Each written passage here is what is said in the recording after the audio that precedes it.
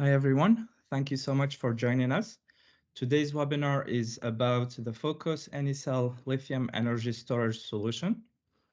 Any questions you have will be answered at the end of the webinar, so please add them in the FAQ chat section as we go through the content. Before we get started, I would like to start by introducing the Phocos team participating in this webinar. My name is Mohamed Kari. I'm a senior product manager at Phocos. We also have Dylan Gardner, who is in an application engineering role at Phocos. We are both electrical engineers, and we're happy to be here to discuss this new Phocos ESS product. You'll hear me say that a lot. For those, I'm sure most of you know, but ESS stands for Energy Storage System. So in terms of the agenda for today, we will briefly talk about our company and the Phocos any product portfolio. Dylan will then introduce the ESS-L product and go through why we chose the lithium iron phosphate chemistry, some important technical specification of this ESS, as well as the key features and benefit.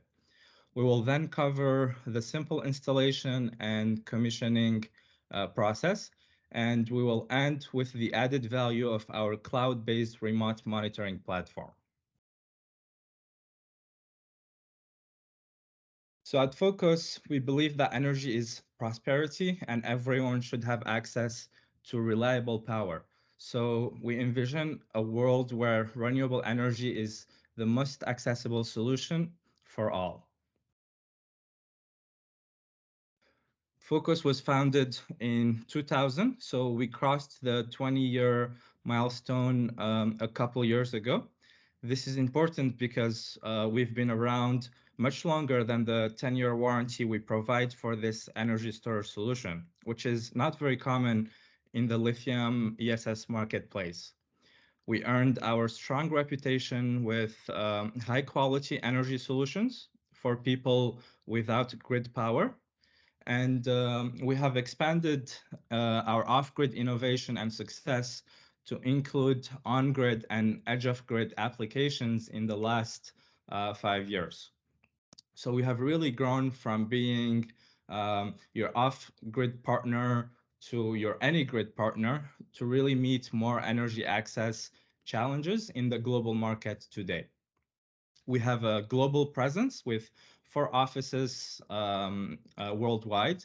Our HQ is in Germany, and we have offices in the US, in India, and in China. Dylan and I are based in the US office in Tucson, Arizona. So our AnyGrid portfolio consists of 4 products that are highlighted here in orange. Together, they form a seamless and powerful ecosystem. At the center here, we have our AnyGrid line of hybrid inverters, which are versatile. By combining several power converters, such as DC chargers, AC chargers, and inverters, they really enable cost efficiency, and they also increase reliability as they can switch between different energy sources seamlessly. On the left, we have the Phocos ESS-L ESS, which is the subject of this webinar. It greatly complements our AnyGrid hybrid inverter line as it allows energy to be stored regardless of the available energy sources. The AnyGrid is also available both in many models that come with different power ratings and different nominal voltages, so both 120 VAC and 230 VAC. The third component of our any product portfolio and line here is our energy internet gateway. And it basically connects the system to our cloud-based remote monitoring platform. And it allows users to manage their systems from anywhere in the world using any device with an internet browser. You just log in with your username and password and have immediate access to all the data.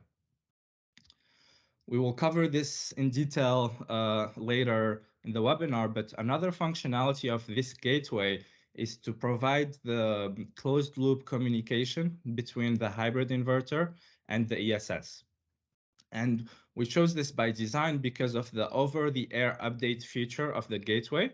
So we basically can push software updates automatically without any user intervention to the internet gateway.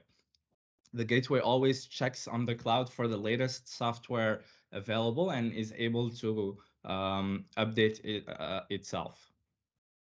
As of today, this gateway is needed as the closed loop communication is the only option. That being said, we will make updates in Q2 of this year so that the ESS can also be operated in open loop without the gateway. And this is important because at Phocos, we do stand for interoperability and user empowerment. So we don't plan on making this a walled garden. Our inverters are already compatible with several third-party ESS solutions. And we had to prioritize the closed loop communication because most of our users would want the advantages it brings, which we will cover. But as I said, a future version of the ESS-L will also allow open loop operation without any issues. And now I'll let Dylan give a deep dive into the ESS-L product. Hi, everyone. I'm Dylan. Thank you, Mohammed. To start, we want to highlight some of the clear advantages that we see going forward, both in the industry and with our users with lithium over traditional lead-acid-based storage. First thing to point out would be that the energy per weight that you get from a lithium pack, lithium is considerably lighter per energy by weight, considered in comparison to traditional lead acid, both AGM and flooded. You can charge lithium at very high charging rates, which means you can, with more available solar or grid power, you can charge your pack faster during the day while you have available sun. AGM and flooded lead acid batteries typically have a much lower charge current limit, meaning you're less likely to charge up your large pack during the day with your available sun, especially if you have less sun. Lithium can be stored at a variety of different charge levels safely for long-term and short-term, whereas lead-acid batteries have a stricter range of charge where they can be stored without losing capacity or degrading over time. Maintenance for maintenance for a lithium battery like the one we provide is non-existent. There's no user or installer needed maintenance for the entire lifetime of this battery. I'll talk about a little bit later about the intelligent battery management system that the ESS-L is provided with, and this is something that is common to most lithium batteries and protects the lithium battery from temperature, voltage, current, anything that could degrade the life of the pack. Traditional lead acid batteries have no smart protection. It's really just cells, meaning there's added maintenance needed, added protection that a user or installer has to do additionally. Lithium typically can have a very high cycle life comparatively to traditional lead acid. You'll see that our lithium battery actually has a very high cycle life of 6,000 cycles for a 10-year warranty, but I'll discuss that later in the specifications. And as you may know, if you've installed lithium or if you've installed lead acid systems before, you should only discharge these really to about a 50% depth of discharge. However, lithium allows you to go a lot deeper, and our lithium battery, we've pushed the envelope of this as far as we can for both to save life of the battery in the long term and provide the most usable depth of discharge capacity for everyday use, 90%, which we think is we're very comfortable saying that you can discharge this battery to 90% while keeping your 10-year warranty for 6,000 cycles. We think it's a perfect middle ground. Our ESS-L ESS is made with the lithium iron phosphate chemistry. As you may know, there are various lithium chemistries available for ESS systems. This can include nickel manganese cobalt, manganese oxide, nickel cobalt aluminum oxide, and lithium titanate. These are some common ones, but there's even more than just these. But we're seeing more and more that LFP is becoming the preferred and leading chemistry for especially residential energy storage systems. You can find this small research done by Wound Mackenzie. Experts are agreeing that LFP is safe, high performance, has long lifetime, all at a very comparable and effective cost compared to other chemistries. If we look on the next slide, we'll see some comparative charts to look at the difference between, this is really just a relative graph, but you can see lithium iron phosphate taking into account lifespan, safety as our utmost priority. It's a very good chemistry compared to others which may be used in other industries other than residential ESS. Like I said, this lifespan and safety is. Just want to point out one of the biggest things other than lifespan and safety is the reduced chance of thermal runaway. So LFP being installed in residential storage with users who ideally don't need to even check on their system at any point. We want this battery to just be installed and work, and we think it will be, and it has been so far. The idea is the user doesn't need to worry that there's a potential for flame to occur from their battery. And LFP is very safe in terms of flammability and in terms of thermal runaway. So, and added with the BMS on top of that, there's very, very little chance that any of these LFP batteries spontaneously ignite or even ignite due to external factors. All right, I would like to point out, sorry to interrupt, Dylan, Yep. that please feel free to add your questions in the Q&A section and in the chat. You should see an icon with a question mark there, and we'll make sure to address all the questions at the end of the webinar. Thank you. So that's our reasoning for choosing lithium iron phosphate as the chemistry for the NE cell. And what is the NE cell? Mohammed introduced to you the NE ecosystem of products that we offer. And this is in addition to that system to allow you to store your energy that you produce, either that you produce during the day from solar, or you produce with a generator over time as a backup. Whatever you use your energy for, the NE cell enables you to do that with a very compact, expandable, modular system that is intelligent and communicates with your Phocos products.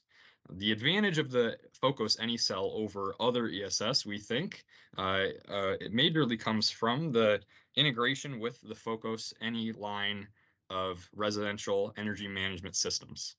I'll go over the technical specifications of the NE cell and why we think it's really the best option for you for energy storage.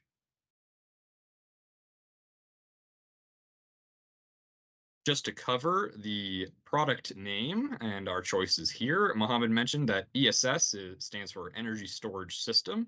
This refers to any secondary battery that can be discharged and recharged. And ESS enables energies to be stored and saved for almost nearly indefinitely, I would say, for when it's most needed. This can be used as day-to-day backup or long-term backup for a very off-grid situation where you may have multiple days of autonomy needed at your site. These integrate with various supply sources. In our case, the most viable solution we see is using a hybrid inverter charger.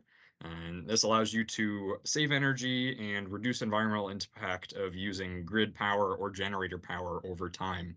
And I mentioned day-to-day autonomy. You could design a system with multiple days of autonomy using an energy storage system.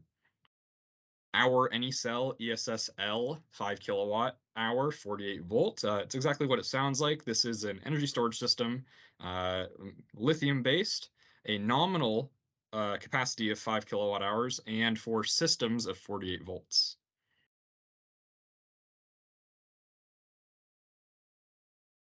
I'll highlight some specifications here that we are proud of and want to share with you, and you can find all the other specs listed here on our website under the AnyCell product tab under the datasheet or the product manual.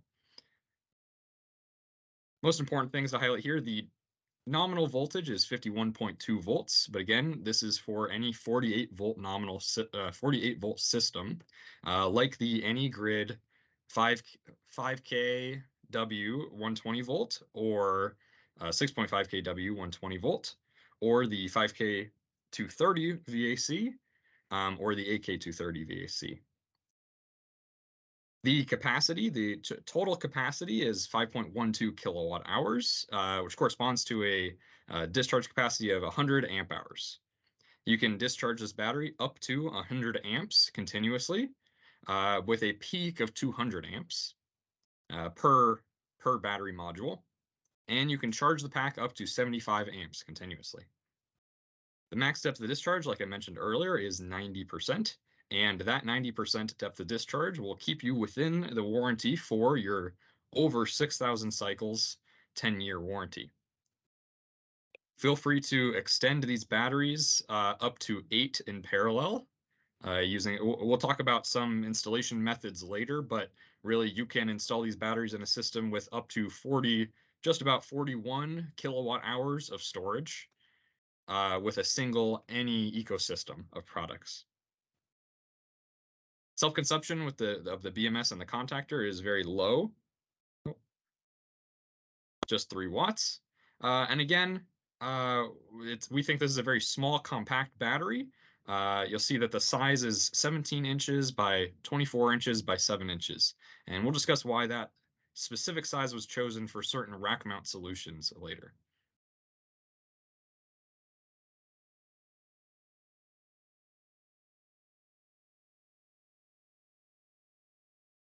We believe the AnyCell is very compliant and well tested against many international standards, most notably UL 1642 and 1973, which have to do with secondary batteries for use in power applications, both residentially and commercially.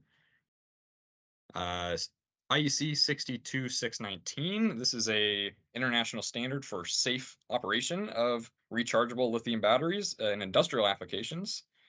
UN 38.3, this has to do with safe transportation globally. The BMS has CE declaration and an FCC Class B certification.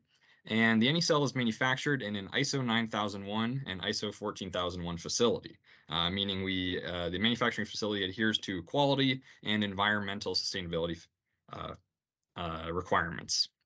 What we'd like to point out, though, is we've had a third party test our battery for off-grid performance. Off-grid performance meaning shallow cycling in a solar configuration, shallow cycling at both high SOC and low SOC at a raised temperature of 40 degrees Celsius. And we found that after 3 simulated years of IEC cycles in a simulated PV system, the AnyCell only lost 2.7% of its original capacity. And we believe this is such good results that we've posted these results on our website. You can read a white paper detailing the results of that test on our AnyCell product page. And we encourage you to do so. We encourage you to read through the testing procedure, and to see how well this battery performed.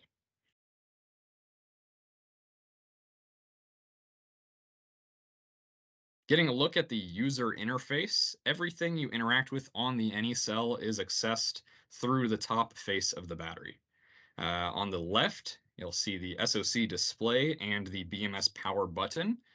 On the right, this is every electrical connection, including terminals for positive and negative connection, and CAN communication, which has various functions that we'll discuss later. All of the BMS communications happen over CAN, and there is an option for a remote start that I'll discuss later.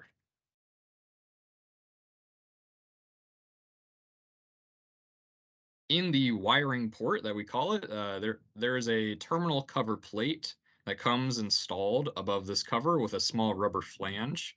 That small rubber piece, you can cut holes in it. You can cut an X through it to do some nice cable management. It's not pictured here, but that covers these terminal connections.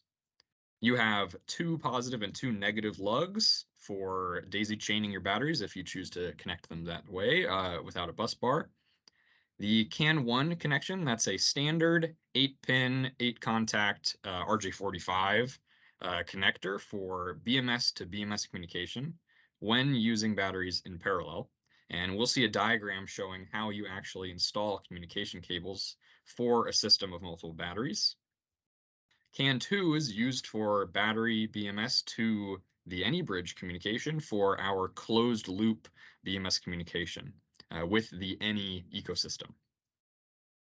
The small green contact that you see in the bottom left of that wiring port, this is a feature we add so that you can choose to start, I would say, operate the BMS power button remotely, as in without using the button on the device. You can place a switch on the wall at any other place in the home or wherever is convenient for the user or installer. And you can run wires from each of your batteries to that switch and use that switch instead of the power button on the device. This can be useful if you want to activate or deactivate all the batteries absolutely simultaneously. It's not necessary. It's really just a convenience that you have that option to effectively move that BMS power button to an external button or switch that you could put anywhere in the home. The details of that are shown in the manual, and you can find that near the end of the operations section of the manual. SOC indicator is fairly straightforward. 4 green LEDs to indicate the state of charge. The yellow warning light at the bottom, this is, I would say it's more of a status light. When this light is solid, the battery is operating under all normal conditions. If that light is ever blinking, that means there's a warning either due to temperature or over voltage or under voltage. And this would indicate that the BMS is actively protecting the battery from some state. When used in closed-loop communication, though, with the Any ecosystem of products, this should never happen because the Any bridge is adding a layer of optimization on top of that protection to prevent the battery from ever needing to protect itself. And that BMS button will light up when on to give you a visual indication that the BMS is active and the main contactor is closed.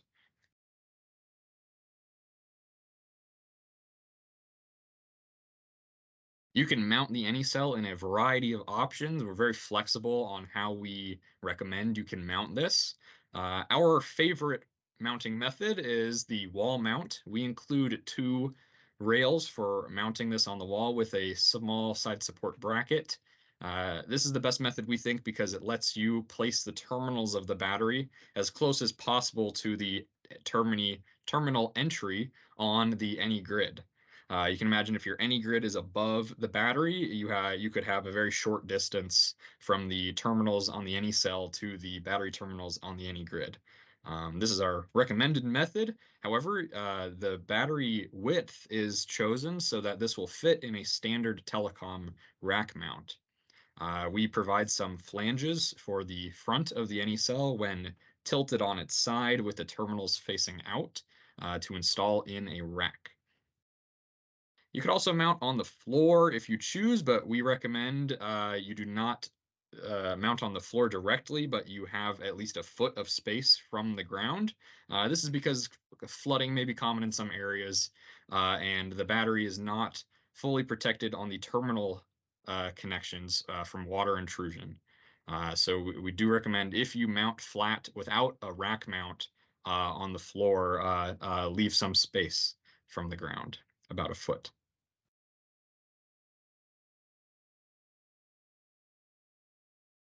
I mentioned earlier, lithium chemistries always include a battery management system.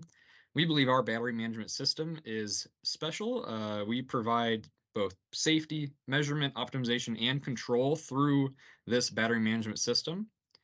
Battery management system directly controls a heavy-duty contactor that isolates the terminals from the battery cells. So when the BMS is either off or protecting the battery or entering the safety shutoff mode, or we think of it also as an energy saving mode, that contactor may open and will prevent any energy from being discharged or charged to or from the battery. In addition, whenever the contactor is closed, there's first a pre-charge period really the use of this is that the input to the any grid or any inverter charger will be pre-charged through a small resistance to be sure that the voltage does not change so rapidly that there's a huge spike of energy on the input of the whatever charge controller is being used. We think this is a very safe method, and you'll actually hear once you get your NE-cell, you'll hear these two different contactors click on startup, indicating that you have a successful pre-charge and then a main contactor connection. The NE-cell BMS measures the cell voltages, the pack current, and the temperature throughout the cell, and performs SOC, so state of charge, and SOH, state of health calculations. And soon these SOC is already available through the remote monitoring platform that Mohammed will talk about later. Soon, state of health will be a parameter that you can actually monitor remotely from your cloud site. The BMS offers cell balancing. This optimizes the use of your battery, ensuring that you get the best capacity, the highest capacity out of your battery, ensuring every cell within the pack is equally charged and there is no high or low cell. And we provide warning and fault conditions where the BMS will protect the battery in certain situations if there happens to be an error in some way, and will ensure that the battery life cycle, or sorry, that the lifetime of the battery is never degraded. On top of all of this, there's communication over the CAN bus that I mentioned with an external charger, or in our case, with the AnyBridge PhocosLink Cloud Any ecosystem.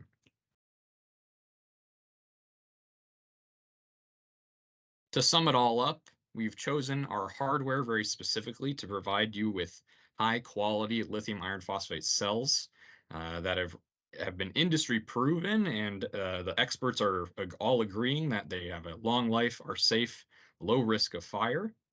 Our battery management system is comes fully capable to protect and optimize the use of your battery over time and provide you your life cycle promise that we make. We have multiple international standards that we comply with. On top of that, our performance guarantee is backed by this third-party testing that we've had done to confirm that our capacity degradation over time is very low. Installation is easy, safe, and flexible. There's a lot of different options, and seamlessly installs with the AnyGrid on the communication side. We'll look at that in the next couple minutes. The system is not just an ESS, it's really an entire system that communicates with every different module within that power conversion and energy management system. The PhocosLink Cloud that Mohammed will talk about later provides excellent monitoring. And in the future, this is going to be much more than monitoring, and very close in the future too, with optimization insights from us at Phocos. Our service team and our engineers have been around for 20 years, and we've been working with solar charge controllers for that whole time, and we believe we bring a lot of relevant experience to the table when it comes to energy management and power conversion. We provide this 10-year, 6,000 cycle warranty that I mentioned, covering any manufacturing defects, as well as our performance guarantee. We have support in all parts of the world. Mohammed and I, here in the Americas, we have a tech support team here in Tucson, Arizona. We also have a team in Germany providing support for EMEA, as well as a team in South Africa, and our teams in China and India providing support there. We also have end-of-life management for this battery planned, although that, like I said, will be fairly far from now. We expect these batteries to last well over 10 years.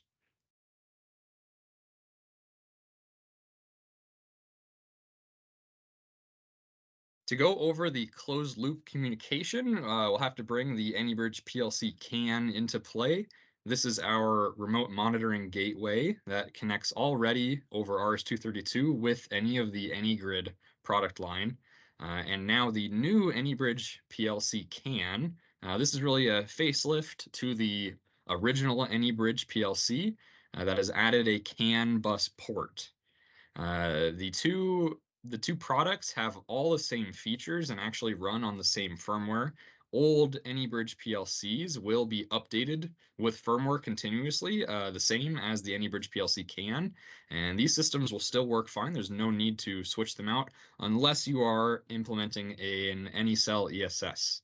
The AnyCell does require the CAN bus communication for closed loop communication with the system. I want to highlight some advantages of closed loop communications versus open loop communications. With an open loop communication, your voltage set points are static and set on the inverter charger. Current limits as well are set at installation by the installer and will not change actively. And the BMS is really the sole protector of the battery with an open loop communication. However, with closed loop, voltage and current limits can be set dynamically as the BMS communicates with the inverter charger. And in this case, the BMS is not working alone. The BMS is working with the charger, with the monitoring system to optimize performance. There's some very clear advantages, we think, to this closed loop communication, allowing more eyes on the BMS to assist it with protecting the battery, and not just protecting, but optimizing life and performance.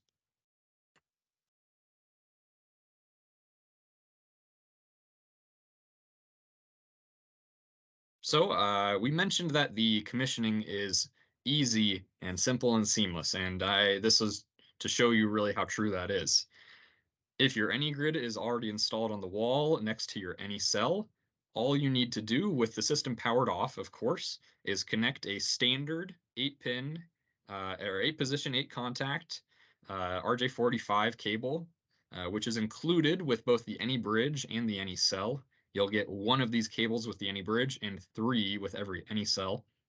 Connect that cable from the RS-232 port on the AnyGrid to the RS-232 port on the AnyBridge. And if you're only using a single AnyCell, all you need to do is connect CAN 2 on the AnyCell to the CAN port on the AnyBridge. When you power on the system, either by powering on the BMS of the AnyCell by pressing the power button, or your remote switch if you have that installed, or connecting any other power source to the AnyGrid and then activating the AnyCell, you'll see that immediately the AnyBridge powers on, and within a minute, the settings on the AnyGrid will update with information from the AnyCell BMS. This is communicated to the AnyBridge. The AnyBridge will detect automatically that an AnyCell is connected, and then configure the AnyGrid accordingly based on information from the BMS. For systems without an AnyCell, the AnyBridge will recognize that there is no AnyCell connected, and again, there is no extra user interaction needed there, either from the installer or the user down the line. We think this is truly seamless. It's really plug and play, as true as that can be, as you just need to connect your communication cables and power on the system. There's no extra steps. We have some redundancy involved if communication is lost with the AnyCell.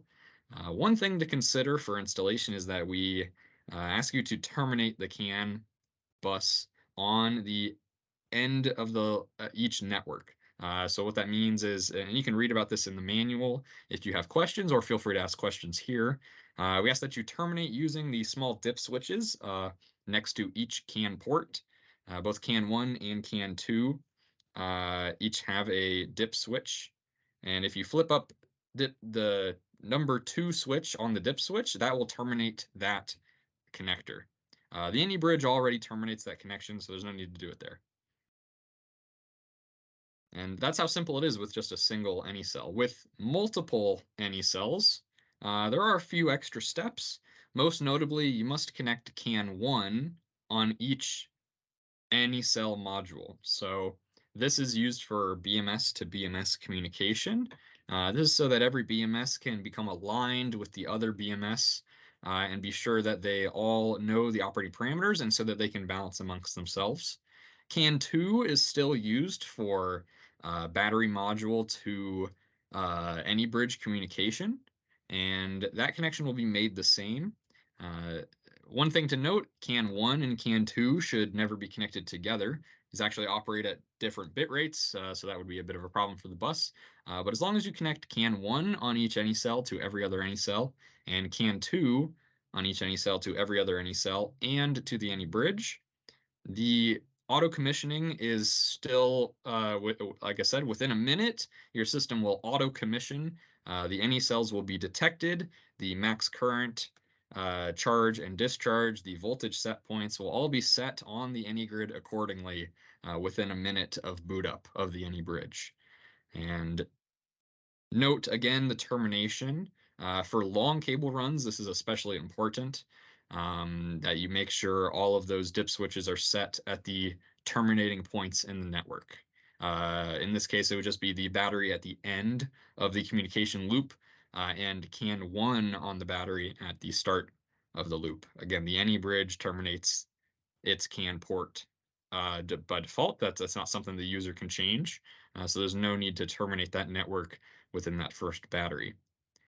I want to point out, while we do include these cables with every purchase of the any cell, you can use any standard Ethernet one-to-one cable.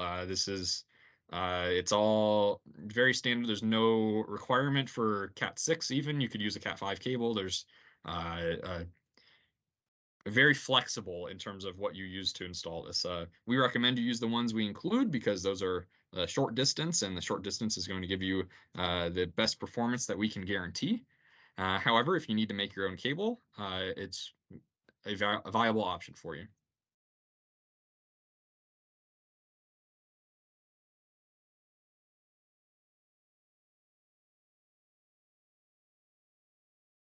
All right. Thanks, Dylan. So PhocosLink Cloud is our cloud-based remote monitoring solution for our ecosystem for the any product line I talked about earlier. And it's enabled by the internet gateway we call the any bridge, which you can commission in 3 simple steps using our PhocosLink app, which is available both on Android and iOS. You basically connect through Bluetooth and provide your Wi-Fi password and name, unless you're using Ethernet. And that sends all the data the gateway collects from the ecosystem to the cloud, and you get an email. Once you register through your email, you can basically log in on cloud.phocos.com using any device, whether it's mobile or a laptop.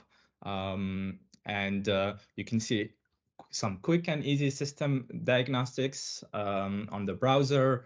You can see a power flow that shows you all the real time of your PV input, your AC input, your AC output, and also your battery. And you, in addition to this real-time data, you can also see a historical graph of these 4 parameters.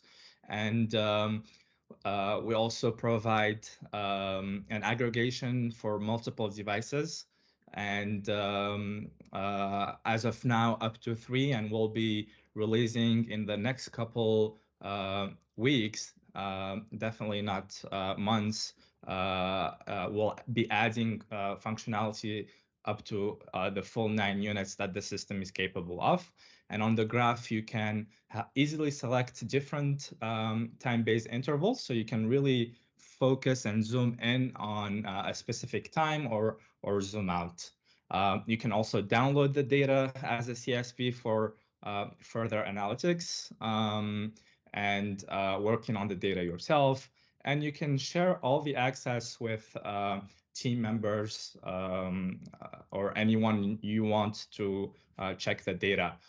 We also provide um, you can see through time the operation modes that the system goes through, or any faults or warning that are present or that were present at a certain time, and much more. So monitoring is really powerful for the user, as it shows if the system has the performance that it promises. So you can basically see if you need to adjust anything in your system. It's also something we'll be constantly improving in terms of the user interface, so that you can really monitor the health and the life cycle of the battery. The battery management system that Dylan talked about is really robust, um, uh, but it's also limited. It provides safety, but it's limited because it's logic based in a sense. And so what the cloud adds to that is that it cleans all the data and really enables deriving good insights. And big data can really distinguish all the noise from the aging versus all the real system characteristics. So the cloud monitoring's value is really that it optimizes our warranty process, and it gives you a peace of mind in terms of the lifetime of the product. And as Dylan mentioned, we ensured that the product passes all the relevant international certifications so that you can trust its quality. But monitoring is really important because it allows you to further verify that trust in the field, in your focused application where you treat the battery differently. So to conclude, this is just not another regular storage solution in the market. We used 2 decades of R&D experience and expertise in charging batteries in off-grid PV systems that have extreme conditions to really come up with an ESS that is best-in-class warranty, best-in-class discharging capability, which comes at full capacity, and also with a high charge capability.